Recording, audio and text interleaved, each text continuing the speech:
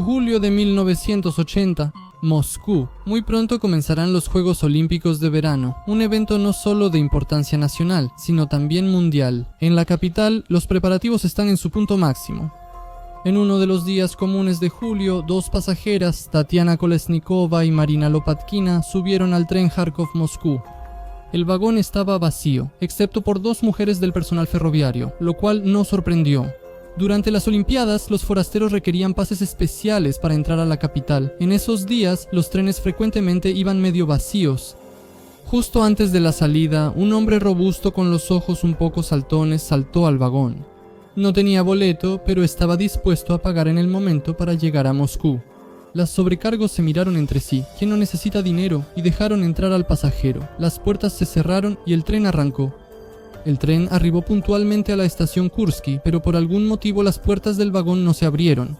Alguien en el andén jaló la manija del vagón sin pensarlo. Los primeros pasajeros que entraron salieron corriendo al encontrarse con una escena aterradora. Las paredes, el piso y los asientos estaban cubiertos de sangre. En las puertas, ventanas y espejos se veían huellas de manos. Aquí claramente hubo una pelea, claramente lucharon por sus vidas, pero no se encontró ningún cuerpo en el vagón. Los agentes que llegaron comenzaron a inspeccionar la escena del crimen, siguiendo una pista sin saberlo. Uno de los criminales más crueles de su tiempo, Anatoly Nagiev, apodado el maníaco loco, quien cazaba a Aya Pugacheva. Anatoly Nagiev nació en 1958 en Angarsk. Cuando el niño tenía 5 años, sus padres se mudaron a la región de Kursk, donde se establecieron cerca de la ciudad de Sudzha. Poco después, el padre y la madre del pequeño Tolia se divorciaron, y desde entonces el niño fue criado por su madre. Desde niño, a Anatoly le gustaba vagar y soñaba con ser acróbata de circo. Practicaba deportes activamente, especialmente gimnasia. El carácter del futuro maniático, Anatoly, era bastante difícil. Era impulsivo, frecuentemente peleaba con sus compañeros y prefería resolver todo con fuerza bruta. Por su baja estatura de 165 centímetros y otros factores, Nagiev no tenía suerte con las chicas. Hablaba con soltura y lucía bien, pero perdía la paciencia muy rápido. Las chicas sentían inconscientemente una amenaza en el atleta de cabello negro. El deseo sexual de Nagiev se desarrolló temprano y era sumamente intenso. Entendiendo que no lograría nada con palabras, Anatoly decidió actuar como sabía, con fuerza. Sobre todo porque todas las chicas a su alrededor seguramente ya tenían vida sexual y no había vírgenes entre ellas. Nagiev no veía ningún delito en obligar a una chica a tener relaciones sexuales. Él pensaba que la mujer es solo un cuerpo, y que un verdadero hombre toma ese cuerpo y lo somete a su voluntad sin preguntar, y si no le gusta, que ese cuerpo se atenga a las consecuencias.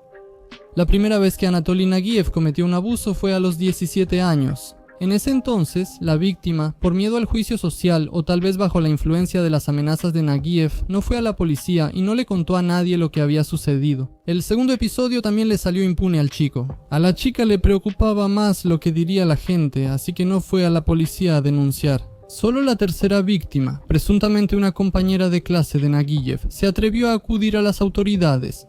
En 1975, Nagiev fue condenado y enviado a prisión por 6 años. A los que llegan a la cárcel por delitos sexuales normalmente les espera el destino de los bajados, los presos que están en el nivel más bajo de la jerarquía carcelaria. Nagiev habría sufrido el mismo destino, pero el chico practicaba deportes. Se defendía repetidamente de los presos acosadores, lanzándolos por los rincones una y otra vez. La fuerza y agresividad de Nagiev lo hacían luchar hasta el final, y su insaciable sed de sangre sorprendió incluso a los presos más experimentados. Fue precisamente en la cárcel donde recibió su apodo de El Loco. Entre otras cosas, se lo dieron por su ojo. Cuando Nagiev perdía el control, sus ojos se llenaban de sangre y su apariencia causaba terror. Es probable que la atracción patológica del criminal hacia Alla Pugacheva haya nacido en la cárcel. Las canciones de Pugacheva, quien ya era muy popular, sonaban frecuentemente en la radio del penal, y Nagiev pronto las memorizó. Como él mismo contó después a los investigadores, pronto la voz de la cantante empezó a sonar en su mente incluso de noche. Después de los primeros meses difíciles, Nagiev se adaptó exitosamente a la prisión y se ganó el respeto no solo de otros reclusos, sino también de la administración. Debido a su buena conducta, en enero de 1979, Anatoly fue trasladado a un régimen de condena más suave en la colonia asentamiento del pueblo de Chikshina, distrito de Pechora. Ahí Nagiyev comenzó a trabajar talando árboles y obtuvo la posibilidad de moverse con mucha libertad. Muy pronto volvió a su pasatiempo delictivo. El 30 de enero de 1979, en la plaza de la estación de la ciudad de Pechora, Nagiyev conoció a Olga Demianenko. Nagiyev causó una buena impresión en la mujer, y después de una breve conversación, ella lo invitó a su casa a sentarse y tomar vino. ¿Qué sucederá después? Según otra versión, Nagiyev logró convencer a la mujer de invitarlo a su casa, supuestamente para ayudarla a buscar a su hijo desaparecido. Independientemente de quién tomó la iniciativa, la pareja pronto terminó en la casa de Olga. Nagiyev por fin pudo obtener lo que quería sin recurrir a la violencia, pero no quiso. Él atacó a la mujer y le causó unas 30 heridas, apuñalándola en el abdomen y el pecho. Cuando Demianenko dejó de moverse, Nagiyev sintió un fuerte impulso de deseo. Tuvo sexo anal con la mujer muerta y luego salió del departamento. El cuerpo de Olga Demianenko fue encontrado solo 3 días después del crimen. La investigación no tenía ninguna pista y, además, se llevó a cabo de manera bastante descuidada. Que este crimen fue cometido por Anatoly Nagiyev solo se sabrá después de que él mismo lo cuente. El propio Nagiyev, durante un par de semanas después de lo sucedido, no podía dormir tranquilo y se revolvía en la cama del campamento. Le parecía que en cualquier momento se abriría la puerta y resultaría que los policías venían por él, pero pasaba el tiempo y nadie venía. Extrañamente, la policía no consideró registrar a los prisioneros. Después de 3 meses, Nagiyev se convenció totalmente de haber eludido la responsabilidad, por lo que decidió repetir el delito. 28 de mayo de 1979, Anatoly Nagiyev viajaba en el tren Ukta-Pechora. Al final del trayecto, el vagón estaba casi vacío, pero una mujer llamada Daria llamó la atención del delincuente. Según otros datos, Tatiana Kravchenko, una joven y atractiva mujer, viajaba a Pechora por trabajo. Después de una breve conversación, Nagiyev decidió que podía repetir con la nueva víctima el mismo truco que con Demianenko. Sin rodeos, le propuso a la mujer tener relaciones sexuales. Faltaban menos de media hora para que el tren parara. Eso es suficiente, afirmó Nagiyev. Pero Kravchenko, ofendida por una propuesta tan grosera, se negó rotundamente. Entonces Nagiyev sacó un cuchillo y apuñaló a la mujer 2 veces en el pecho, luego le arrancó el pañuelo de seda y poniéndoselo en el cuello, lo apretó hasta que Kravchenko dejó de respirar. Después de tener relaciones sexuales con el cuerpo, ya sin vida, Nagiyev lo escondió en el compartimiento de equipaje debajo del asiento y se fue al vagón vecino. Ahí fue donde el criminal se bajó del tren. Tras hallar el cadáver de Kravchenko, los investigadores obtuvieron una pista en forma de esperma. Además, el criminal, como en el caso de Demianenko, usó un cuchillo para matar. Sin embargo, en ese entonces no se utilizaban pruebas de ácido desoxirribonucleico y no relacionaron los episodios entre sí. Y el hecho de que había un pasajero sin boleto en el tren, el conductor lo ocultó. El soborno amenazaba con el despido, así que el conductor pensó que su propia carrera era más importante que atrapar al criminal. Las cosas que le quitó al cuerpo de la víctima, Nagiyev las vendió en noviembre de 1979. Anatoly Nagiyev obtuvo libertad condicional por buena conducta. De esta manera, en lugar de 6 años, cumplió en prisión solo 4 años y medio, y además, durante ese tiempo, logró cometer 2 nuevos delitos. Nagiyev volvió a su región natal de Kursk, donde trabajó como operador de cine en una instalación móvil. El trabajo implicaba viajar constantemente, lo cual le convenía a Nagiyev. Durante su tiempo trabajando en la tala de bosques, el criminal intentó socializar y aprender a controlar su ira. Nagiyev se presentaba ante sus víctimas como trabajador forestal, ingeniero o tecnólogo. A menudo le creían y lo pagaban caro. En el periodo de noviembre de 1979 a septiembre de 1980, Anatoly Nagiyev cometió alrededor de 30 ataques a mujeres con el objetivo de robarlas y abusar de ellas. Mientras el maniático recorría la región con su proyector, su obsesión por Aya y Pugacheva aumentaba. Su departamento estaba repleto de decenas de fotos de ella en las paredes y estantes, un verdadero altar, como notarían después los investigadores, pero las fotos de Nagiyev no le bastaban. Él quería ver a Pugacheva, atraparla y hacerle todo lo que les hacía a sus otras víctimas. En marzo del 79 se estrenó la película La mujer que canta, en la que Pugacheva interpretó el papel principal a sí misma. Nagiev vio la película y decidió: iré a Moscú, la veré con mis propios ojos. El criminal llegó al concierto de Pugacheva e intentó colarse en su camerino con flores. Según una versión, así fue como Nagiev supo dónde vivía la futura prima donna del pop ruso. Aparentemente, ella lo confundió con un admirador y le proporcionó su dirección y número telefónico. Aya Pugacheva Nagieva, si lo vio, no lo recuerda. Después del concierto, muchos admiradores se le acercaban. Algunos intentaban colarse en el camerino y otros incluso enviaban cartas amenazantes tras no lograrlo. Nagiev no escribía cartas, las palabras no le interesaban, él prefería actuar. Estaba ideando un plan para secuestrar a Pugacheva. Según algunos datos, una vez el delincuente incluso siguió a la cantante hasta su casa y entró al edificio, pero la conserje lo detuvo. La mujer le preguntó a quién venía a ver el visitante no invitado y Nagiev supuestamente se asustó y huyó. Sin embargo, esta versión no concuerda con el carácter de Besheny. Una simple pregunta difícilmente habría detenido a un hombre tan agresivo y fuerte. El 4 de julio de 1980, Anatoly Nagiev se subió a un vagón casi vacío del tren Yarkov-Moscú.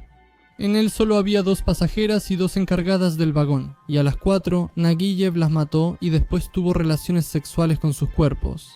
El criminal tiraba los cuerpos de las mujeres por la ventana del tren en movimiento, en el área de Oriol, entre las estaciones Caballos de Acero y Pozo de Stanovoy, a lo largo de casi 30 kilómetros. Eso no podía ayudar a ocultar las huellas del crimen, así que, lo más probable, Nagiev actuaba por instinto. Según el propio Nagiev, ese día no planeaba cometer ningún crimen, solo quería llegar a Moscú. Tal vez volver a ver a Pugacheva y, si tenía suerte, secuestrarla o forzarla a un acto sexual. No compró boleto porque entendía que a un ex convicto como él no lo dejarían entrar a Moscú así como así. Pero las sobrecargos no rechazarían el dinero. ¿Quién en su sano juicio dejaría pasar la oportunidad de ganar algo? Pero una de las sobrecargos se parecía mucho a Pugacheva. A Nagiev se le encendió la sangre en las venas y la lujuria le nubló la cabeza. Él fue al compartimiento de las sobrecargos, habló con ellas y sin rodeos le propuso a la que se parecía a Pugacheva tener relaciones íntimas. La presencia de su compañera al lado no incomodó a Nagiev en absoluto. Cuando la mujer se negó, él sacó un cuchillo y se lo clavó con fuerza en el pecho. La segunda asistente podría delatar a Nagiev, por lo que también la mató después de la primera. Luego el criminal decidió recorrer el vagón para eliminar a otros posibles testigos que pudieron haber escuchado el ruido. El criminal se rehusó a saltar del tren a alta velocidad. María Lopatkina y Tatiana Kolesnikova charlaban serenamente en su compartimiento sobre la vida. Ellas no oyeron ni sabían lo sucedido, pero eso no les ayudó. Nagiev las apuñaló una tras otra, salpicando todo a su alrededor con sangre. Los cuerpos también fueron arrojados por la ventana. Al abrir otro compartimiento, el criminal se topó inesperadamente con un hombre, el electricista del tren, Alexander Prilutsky, quien había venido al vagón vacío para descansar. Nagiev sintió de pronto como si le hubieran arrojado un balde de agua fría. Su furia y entusiasmo se esfumaron. «No temas, no te haré daño. Solo voy por mujeres», le dijo adormecido al electricista, se volteó y se marchó. Prilutsky, muerto de miedo, cerró la puerta del compartimiento y pasó el resto de la noche ahí sin pegar ojo. Después le contó a la policía que no le creyó al criminal y que pasó toda la noche esperando que regresara y lo matara. Al igual que la vez pasada, Anatoly Nagiev, después de cometer el crimen, salió tranquilamente del tren y Alexander Prilutsky fue inmediatamente señalado como el principal sospechoso de la masacre de 4 mujeres. Deseando resolver rápidamente el caso de alto perfil, los investigadores incluso intentaron falsificar pruebas, manchando los zapatos de Prilutsky con sangre. Enfrentándose a una condena de prisión o la pena de muerte, Prilutsky confesó de inmediato. Además de él, otros también vieron al polizón. Como resultó, en el ferrocarril ya existía desde hace tiempo un esquema bien organizado para transportar pasajeros sin boleto. Las sobrecargos entregaban parte de sus ganancias a la administración, representada por el jefe de tren, y él hacía la vista gorda con los polizones e incluso los distribuía entre los vagones si el tren iba lleno. Prilutsky afirmó que las propias sobrecargos dejaron entrar al pasajero sin boleto. Interrogaron al jefe de tren y él confirmó las palabras de su subordinado, aunque en el primer interrogatorio ni siquiera mencionó al polizón. Se confirmó la presencia de un intruso en el vagón. Prilutsky fue liberado a regañadientes. Después de entrevistar a los familiares y colegas de las víctimas, los investigadores hicieron una lista de las cosas que el criminal se llevó de las mujeres asaltadas. Estaba claro que seguramente intentaría vender las joyas, así que la descripción de las piezas de joyería se envió a las casas de empeño y talleres de joyería de las ciudades cercanas. El esposo de una de las víctimas informó que su esposa llevaba un anillo de oro fabricado en la fábrica de joyería de Ereván. Estos anillos tenían números especiales y únicos. Era una buena oportunidad para atrapar al criminal y la aprovecharon. Algún tiempo después, la policía de la región de Kursk recibió un mensaje que todos estaban esperando. Un joven llevó ese mismo anillo a una de las joyerías de Kursk e intentó vendérselo al dueño del local. Al darse cuenta de que probablemente tenía delante al criminal buscado en toda la Unión de Repúblicas Socialistas Soviéticas, el dueño puso como excusa asuntos urgentes y le pidió que regresara un poco más tarde, en media hora. Al regresar, la policía ya lo esperaba. Grigory Dugin, el chico, fue detenido de inmediato y llevado ante el jefe de policía. El detenido no guardó silencio, lo contó todo sin reservas. Resultó que Dugin vive en Lvov y el anillo para vender se lo dejó su amigo Anatoly Nagiev, quien ahora está en Dnipropetrovsk con una conocida suya. Según otra versión, Anatoly Nagiev simplemente le regaló ese anillo a Dugin y él decidió ponérselo. El anillo resultó ser demasiado estrecho y se atascó. El dedo se le hinchó y fue entonces cuando Dugin corrió al primer joyero que encontró para pedir ayuda. Era imperativo hallar al criminal de inmediato, pues los Juegos Olímpicos se aproximaban. No se podía permitir que una persona que había matado brutalmente a 4 mujeres anduviera libre. Para encontrar a Nagiev se desplegaron fuerzas del Ministerio del Interior de toda la Unión de Repúblicas Socialistas Soviéticas bajo el control personal del entonces ministro del Interior, Nikolai Shelokov. También involucraron al KGB en el caso. Se descubrió que el tío de Nagiev, todavía en los años 20, primero se fue al Medio Oriente y luego se mudó a Irán. Algunos testigos recordaron que poco antes del episodio en el tren Kharkov-Moscú, Nagiev se interesó por la dirección de residencia de ese tío y hablaba sobre la posibilidad de mudarse con él. La KGB debía interceptar al criminal si éste se dirigía hacia la frontera. De manera urgente se realizaron registros en casa de los familiares de Nagiev. En casa de su hermana en Kurchatov se encontraron unos aretes de una de las víctimas. Esto confirmó la versión de que Nagiev estaba involucrado en el crimen. En la casa de su madre se encontró una libreta con direcciones de diferentes ciudades y pueblos de la Unión de Repúblicas Socialistas Soviéticas, así como nombres y apellidos de mujeres. El nombre de Aya Pugacheva también fue hallado en ella, con una cruz dibujada a su lado. Además de Pugacheva, Nagiev también se interesaba activamente en Sofía Rotaru, seguía sus viajes a Moscú y Crimea y averiguaba las direcciones donde vivía la cantante. En la libreta de Nagiev había alrededor de 310 nombres y direcciones, 310 posibles víctimas de un cruel criminal necrófilo. Una de las direcciones estaba en Dnipropetrovsk y pertenecía a esa misma conocida. Poco después, Anatoly Nagiev fue arrestado y trasladado a Oriol a esperar su juicio. Aunque parecía que la historia del maníaco podría tener un desenlace, Nagiev no planeaba esperar pasivamente su sentencia en el centro de detención. Al principio lo colocaron en la llamada Prensa Jata, una celda con reclusos especialmente asignados, cuya tarea era hacer que la existencia de Nagiev fuera insoportable y así obligarlo a cooperar con la investigación. Durante una pelea, el loco le sacó un ojo a otro recluso en una celda diferente. Como resultado de la pelea, le causó graves lesiones corporales a otro recluso, y entonces él mismo intentó escapar. Durante un paseo por el edificio, Nagiev notó una ventana abierta sin rejas. El fuerte y ágil criminal empujó a sus 2 escoltas chocando sus cabezas, rompió las esposas y saltó por la ventana del segundo piso. Por suerte, en ese momento había otros 6 empleados en el patio. Nagiev se cayó de espaldas, aterrizando sobre las nalgas de forma brusca. Mientras él recuperaba el sentido, lo sometieron y lo arrastraron de nuevo a la celda. Después de eso, el ministro del Interior, Shelokov, llamó personalmente al jefe de la policía de Kursk y ordenó que se tomaran las medidas de seguridad adecuadas respecto al peligroso criminal. Le fabricaron unas esposas especiales para la pierna que no se podían abrir. El jefe de la policía de Kursk, Pankin, informó: "Todo está hecho, esta vez el criminal no se escapará", pero estaba equivocado. Mientras Nagiev estaba detenido, le imputaron más delitos, algunos de los cuales confesó. Así, la investigación descubrió quién mató a Olga Demianenko y a Tatiana Kravchenko. Según el criminal, elegía a sus víctimas no al azar, sino por el olor que supuestamente emanaban. También Nagiev habló sobre sus planes de acabar con Aya Pugacheva y Sofía Rotaru. Pero parte de los crímenes quedaron en el aire. Nagiev no se los adjudicó.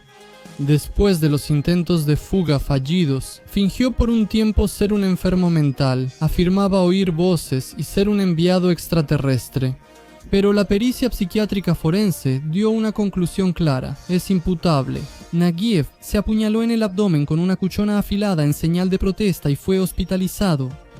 Al salir, el delincuente fue directo al banquillo de los acusados, y aquí volvió a justificar completamente su apodo de El Loco. Decía groserías, atacaba a los guardias e insultaba a la gente y al fiscal. El caso de Anatoly Nagiev constaba de 20 volúmenes. El 2 de julio de 1981, el cazador de Pugachova fue condenado a la pena máxima, la pena de muerte por fusilamiento. Nagiev recibió la sentencia con una calma sorprendente. Ya tenía un plan de escape en mente. En agosto del 81, Anatoly Nagiev debía ser trasladado a la prisión de Novocherkassk, donde le esperaba la ejecución de la sentencia. Él entendía que esa era su oportunidad, su posibilidad de volver a ser libre.